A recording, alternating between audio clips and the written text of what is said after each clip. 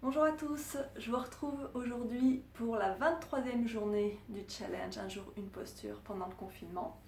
Et donc aujourd'hui nous allons voir la posture Utthita Parshvakonasana, qui est la posture de l'angle de côté. Alors il y a différentes variations dans cette posture, donc c'est une posture debout qui va permettre aussi de renforcer le bas du corps, notamment les jambes, comme toutes les postures debout. Il va falloir faire attention si on a des problèmes de cheville, de genoux, de hanches, d'épaules. Donc voilà, être particulièrement prudent par rapport à ça. Et donc, on commence sur le tapis. Donc vous pouvez vous placer debout à l'avant de votre tapis. Et donc, on va reculer une jambe. Un écart assez important. Le pied gauche va se tourner, le pied de derrière va se tourner à 5-10 degrés vers l'intérieur. Le pied droit, le pied de devant à 90 degrés. Les talons alignés ensemble. Le bassin est bien tourné vers le côté long du tapis. Et on va plier le genou droit au-dessus du talon droit. Donc dans l'idéal, votre tibia doit être à 90 degrés par rapport au sol. Et vous voyez la cuisse presque parallèle au sol. On fait attention à son genou ici. On ne veut pas se retrouver dans une situation là comme ça où le genou dépasse la cheville. Vous risquez de vous faire mal au genou et en plus vous forcez sur la cheville. Donc vérifiez bien cet alignement. Vous pouvez d'ores et déjà rapprocher une petite brique si vous en pensez en avoir besoin. On garde bien son alignement. Le poids équitablement réparti entre les deux pieds. Pardon. Vous pouvez inspirer, lever les bras parallèles au sol. Ça c'est le guerrier 2. Et expirer, on va venir placer la main droite au sol à l'extérieur du pied et le bras gauche vers le ciel. Donc ça c'est une version de la posture. Une autre version, ça peut être de passer une brique à côté du pied, de poser la main dessus et on étire le bras vers l'avant, par-dessus la tête, on tourne bien le côté gauche de la poitrine vers le ciel, on n'est pas tourné vers le sol.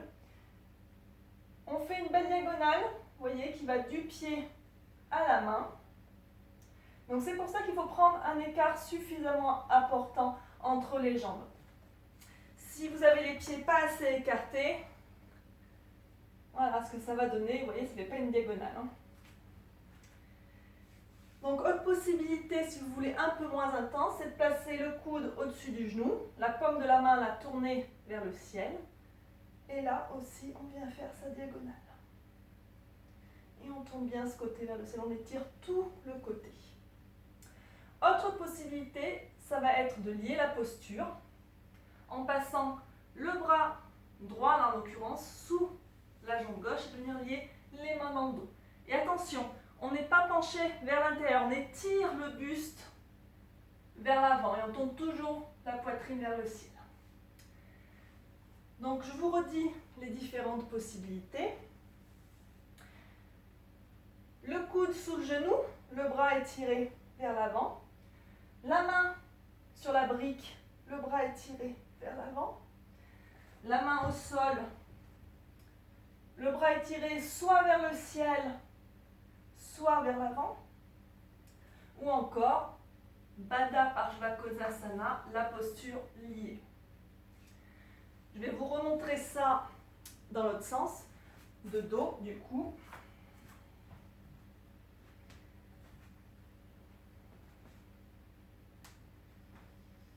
Donc, soit le coude à la cuisse, soit la main sur la brique,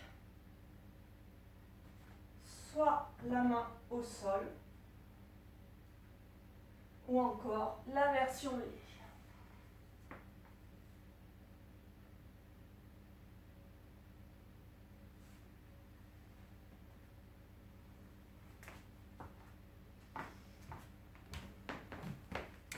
Donc voilà, vous choisissez la version qui vous plaît, qui vous est accessible.